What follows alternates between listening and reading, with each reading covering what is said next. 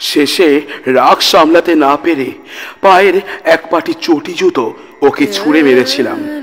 সেইখানেই ইতি। দু হাতে চোখে আঁচল চাপা দিয়ে সবিতা তখন কাঁদছিল। চটিটা সজোরে তার কান্নায় ফুলে ওঠা বুকে গিয়ে লাগলো। চোখ থেকে আঁচল সরিয়ে সবিতা তখন একবার জুতোটার দিকে, একবার আমার মুখের দিকে তাকিয়েছিল। দু চোখ তার জলে ভরপুর। সবিতা কি দেখেছিল বলতে পারবো না, কিন্তু তার মুখের যে ভাব দেখেছিলাম এখনো আমার স্পষ্ট মনে আছে।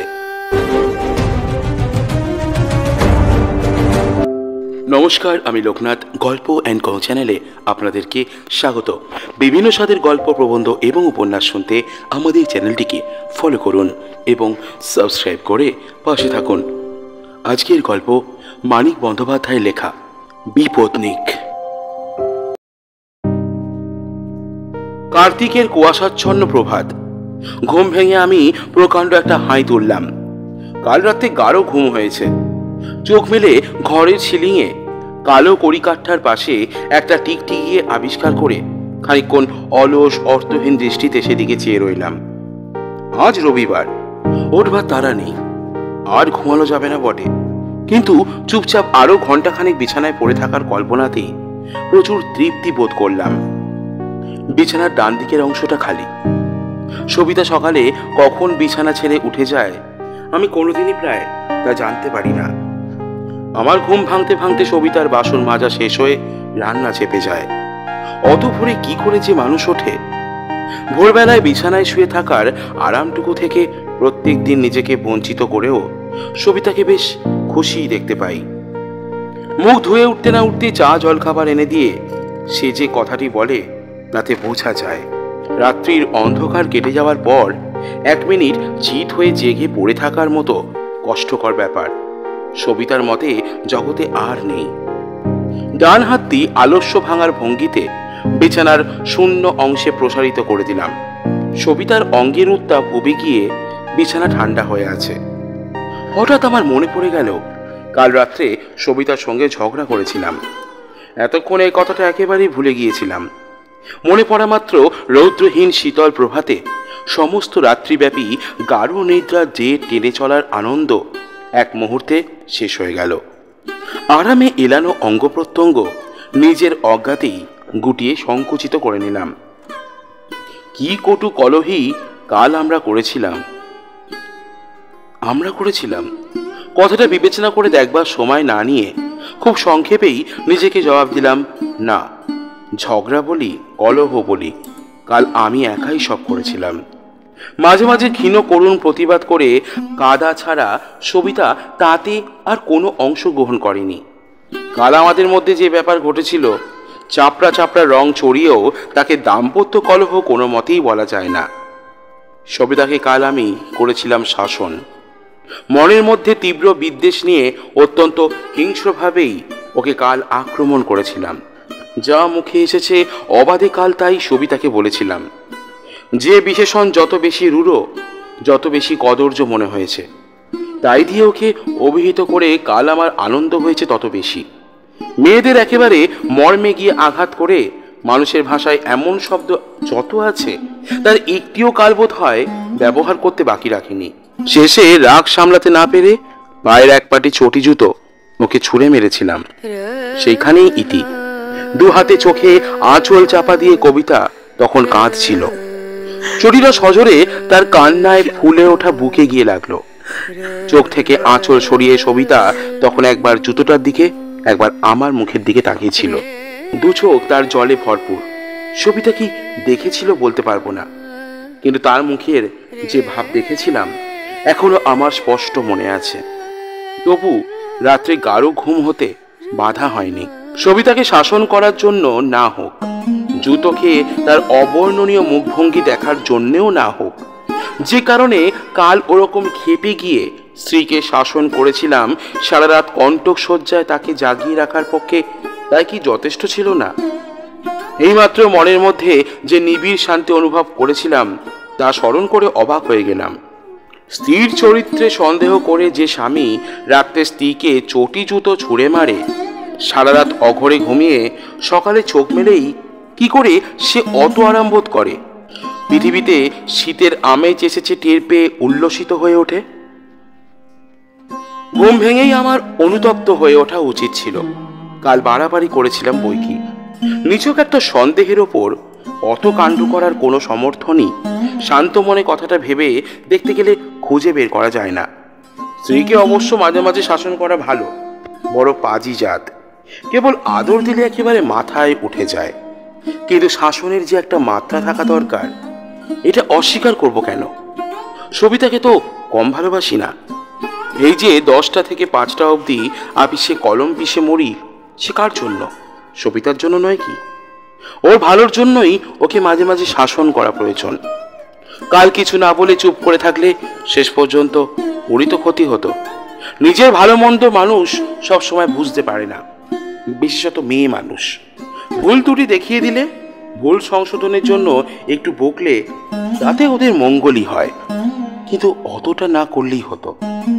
অন্তত ঘুমিয়ে পড়ার আগে সহজভাবে ওর কাছে এক গ্লাস জল টল চেয়ে নিয়ে, অথবা পা কামড়াচ্ছে বলে 2-4 মিনিট ওকে একটু সেবা করতে দিয়ে ব্যাপারটা স্বাভাবিকতার স্তরে নামিয়ে আনলে কোনো ক্ষতিই ছিল না।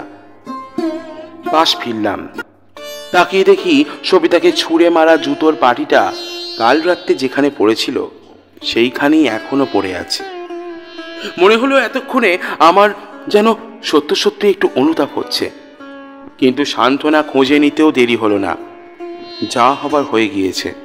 হাত থেকে খসে যাওয়া ঢিল আর মুখ থেকে খসে যাওয়া কথার মতো আর ফিরবে না। দুঃখ বা অনুতাপ করে লাভ নেই। শুয়ে শুয়ে আরাম করাটা আজ আর কপালে হলো না। উঠে গিয়ে সবিতাকে একটু খুশি করতে হবে। সবিতাকে একটু খুশি করার জন্য কি পদ্ধতি অবলম্বন করব শুয়ে শুয়ে তাই ভাবতে লাগলাম। ক্ষমা টমা চাইতে পারবো না। স্ত্রীর কাছে দুঃখ প্রকাশ, মার্জনা ভিক্ষা এসব আমার হাতে নেই। ভাবলেও কিরকম সংকোচ বোধ হয়, বাঁধো বাঁধো ঠেকে। কাল রাত্রের কথাটা উত্থাপনই করব না। কাল যেন সবিতাকে কিছু বলিনি, এমনি একটা অভিনয় করে যাব। প্রতিদিন যেমন চটি ফটর ফটর করে নিচে নামি, আজও তেমনই শব্দ করে নিচে নামবো। কলতলায় গলা খাঁকড়ে মুখ ধোবো। সারা পেয়ে উনান থেকে হাঁড়ি নামিয়ে সবিতা চায়ের কেটলি চাপিয়ে দেবে, কিন্তু মুখ ধুয়ে আজ আর দোতলায় উঠে যাব না। একেবারে রান্নাঘরে হাজির হয়ে নিজেই একটা আসন টেনে নিয়ে বসবো। গম্ভীর মুখে নয়, মুখখানা বেশ হাসি হাসি করে। সবিতা বিষণ্ণতা ও অভিমানে নিজেকে আচ্ছন্ন ও নির্বাক করে সামনে খাবার দিতে খেতে খেতে এ কথা বলবো সে কথা বলবো। সবিতা ভালো করে জবাব না দিলেও কিছুই যেন লক্ষ্য করিনি, এমনিভাবে নিজের কথার স্রোতকে অব্যাহত রেখে যাব। সবিতা প্রথমটা নিশ্চয়ই একটু অবাক হয়ে যাবে, ভাববে ব্যাপারখানা কি। কাল রাতে আমাকে অমন করে যে গাল দিলে সে সেদে এসে এত কথা কইছে। তারপর এক সময় সে বুঝতে পারবে তার গভীর অপরাধ স্বামী তার এবারের মতো ক্ষমা করেছে। কাল রাতের ব্যাপার কাল রাতেই চুকে গিয়েছে, আজ সকালে তার জেন নেই।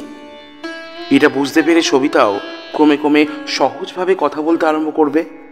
রাগ করে থাকার যার উপায় নেই, রাত্রের শাসন সকালে উঠে নতুন করে আরম্ভ করলেও যার বলার কিছু ছিল না, নিজে থেকে তাকে যেচে সহজভাবে কথা বলা, সহজভাবে চলাফেরা করার সুযোগ দেওয়ার জন্য স্বামীর প্রতি সবিতার ভক্তি জন্মে যাবে। ভাববে স্বামী আমার সদাশিব। যে অন্যায় করেছিলাম বা করতে যাচ্ছিলাম, অন্য স্বামী হলে আমাকে একেবারে মেরেই ফেলত। আমার স্বামী একটু শাসন করেই ক্ষান্ত হয়েছে। শুধু তাই নয়, সকালে উঠে এমনি করে আমার মান রাখলো, আমার অভিমানের মর্যাদা দিল। মুখে হয়তো সবিতা কিছুই বলবে না, মেয়ে তো কম চাপা নয়, কিন্তু কৃতজ্ঞতায় তার চোখ ছলছল করবে। স্বামী প্রেমে স্বামী গর্বে তার মুখ উজ্জ্বল হয়ে উঠবে।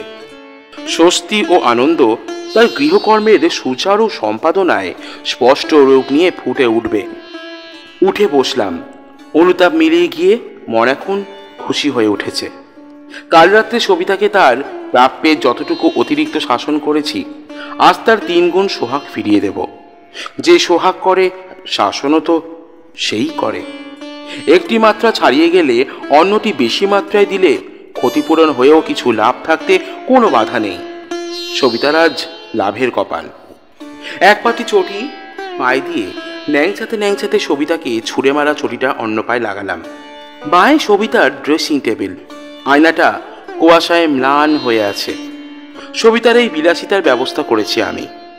সবিতার বাপ যৌতুক দেয়নি। বাপের জন্মে সবিতার ড্রেসিং টেবিল দেখেছে কিনা সন্দেহ। ডাইনের আনলায় সবিতার রং বেরঙের কাপড় সাজানো, কুয়াশায় কাপড়গুলির ভালো রং খোলেনি। এসবও আমি কিনে দিয়েছি সবিতাকে। সবিতাকে ভালোবেসে কিনে দিয়েছি। সামনে বেঞ্চির ওপর সবিতার বাক্স, ক্যাশ বাক্স, সুটকেস, হারমোনিয়াম। কুয়াশায় সবিতার এই সম্পত্তিগুলোকে কেমন যেন মন মরা দেখাচ্ছে। সবিতার জন্য মাথার ঘাম পায়ে ফেলে উপার্জন করা টাকায় এগুলি কেনা। চারিদিকে সবিতার প্রতি আমার উদারতার সংখ্যাতীত প্রমাণ দেখে সবিতাকে যে অনন্য সাধারণ ভালোবাসা দিয়েছি এই বিষয়ে একেবারে নিঃসন্দেহ হয়ে আমি আরও গভীর তৃপ্তি বোধ করলাম। এতক্ষণে বুঝতে পারলাম কাল রাতে ধৈর্য হারিয়েছিলাম কেন। সবিতাকে ভালোবাসি বলে। সবিতার প্রতি প্রেম আমার এত তীব্র যে ঈর্ষাও সেই অনুপাতেই প্রচণ্ড হয়। একটা মিথ্যা সন্দেহ পর্যন্ত তাই আমাকে একেবারে খেপিয়ে দেয়। সবিতা ঘরের দরজা ভেজিয়ে দিয়ে গেছে। দরজাটি খোলা, ঘেরা বারান্দার। সেও একটি লম্বাটে ঘরেরই মতো। রাত্রে এই বারান্দার দরজা বন্ধ করা হয়, কিন্তু ঘরের দরজাটি খোলাই থাকে, বন্ধ করা দরকার হয় না। সকালে বারান্দায় রাত্রি ভোজনের এঁটো বাসন তুলে ধোয়া মোছার শব্দে আমার ঘুমের ব্যাঘাত হয় বলে সবিতা দরজাটি ভেজিয়ে দিয়ে যায়। সবিতা ড্রেসিং টেবিলের আয়নায় খানিকক্ষণ নিজের মুখখানা নিরীক্ষণ করে ভেজানো দরজা খুলে বারান্দায় গেলাম। প্রথমে চোখে পড়ল এঁটো বাসনগুলি, তারপর সিঁড়ির বন্ধ দরজাটা, তারপর দোদুল্যমনা সবিতাকে। উঠানের দিকের দুটো বড় বড় খোলা জানলা দিয়ে আলো আসছিল। এক মুহূর্তে বুঝতে পারলাম সবিতা গলায় দড়ি দিয়েছে। পাশের বসবার ঘর থেকে হালকা টেবিলটা টেনে এনে ওপরে চেয়ার পেতেও সে বোধহয় কড়ি কাঠের নাগাল পায়নি, তাই টেবিল চেয়ার এক পাশে সরিয়ে রেখেছে। ছেলে হলে যে হুক থেকে সবিতার ছেলের দোলনা দুলতো, দড়ি ছুঁড়ে ছুঁড়ে সবিতা তাতে দড়ি আটকেছে বোধ হয়। কিন্তু এই কাজে যে পরিমাণ অধ্যবসায় দরকার হয়েছিল, আত্মহত্যা করতে চাওয়ার উন্মত্ততা ছাড়া ছুঁড়ে ছুঁড়েই সে যে কড়ি কাঠের দড়ি আটকেছিল তারও কোনো প্রমাণ নেই। হয়তো অন্য কোনো উপায়ে এই কাজটাকে সে সম্ভব করেছিল। রাত্রি গাঢ় অন্ধকারে মানুষের ঘুমের আড়ালে যে মরতে যায়, বুদ্ধি হয়তো তার এমন তীক্ষ্ণ হয়ে ওঠে। অসম্ভব কাজকে সম্ভব করার এমন উপায় হয়তো সে আবিষ্কার করে ফেলে যে প্রত্যেকটি সকালে যারা ঘুম ভেঙে জীবিত অবস্থায় বিছানায় উঠে বসার আশা পোষণ করে, তারা সেই বুদ্ধির প্রক্রিয়াকে আবিষ্কার করার কল্পনা পর্যন্ত করতে পারে না। গলায় ফাঁসিটা পড়বার আগে কাল সবিতা কি করেছিল জীবনে কখনো আমি তা জানতে পারবো না, ভাবতেও পারবো না। এই সমস্যাই যেন আমাকে বিচলিত করে দিল। সবিতা গলায় দড়ি দিয়েছে এটা বুঝতে আমার দেরিও হয়নি, অসুবিধাও হয়নি। কিন্তু কড়ি কাঠের অত উঁচু হুঁকে সে দড়ি আটকালো কি করে, এটা বুঝতে না পেরে কাতর হয়ে পড়লাম। অসহায়ের মতো চারিদিকে তাকাতে লাগলাম। সবিতা গলায় দড়ি দেবার ঠিক আগের কাজটাকে সে দুর্বোধ্য ও রহস্যময় করে গেছে বলেই আমার মাথার মধ্যে ঝিমঝিম করে উঠল। সবিতা কি করে কড়িকাঠে তার মৃত্যু আয়োজন করলো, এই কথাটাকে আমাকে কে বুঝিয়ে দেবে? আত্মহত্যা করে সবিতা আমাকে সবই বুঝিয়ে দিয়ে গেল। এই একটা তুচ্ছ গোপনতার মোহ সে কাটাতে পারলো না কেন? সবিতাকে আমি সব দিক দিয়েই চিনেছিলাম। সে কি খেতে ভালোবাসে, কোন গয়না, কি রঙের শাড়ি তার পছন্দ, কি কথা বললে সে খুশি হয়, কোন স্তরে সে অনায়াসে উদার হয়ে থাকে, এসবই আমার জানা ছিল। সংসারে কারোর প্রতি তার কতটুকু মমতা আমি তার হিসাব রাখতাম। অলস কল্পনার মুহূর্তগুলি ছাড়া ওর স্বামী প্রেমের গভীরতাও আমি নির্ভুলভাবে পরিমাপ করতে পেরেছি।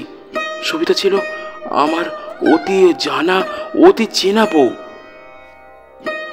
কাল ওর সম্বন্ধে যে বিষয়ে আমার জ্ঞান ছিল না, কিন্তু সন্দেহ ছিল, আজ সবিতা আত্মহত্যা করে সে বিষয়েও আমাকে পরিপূর্ণ জ্ঞান দিয়েছে। সন্দেহ আমার মিথ্যা নয়।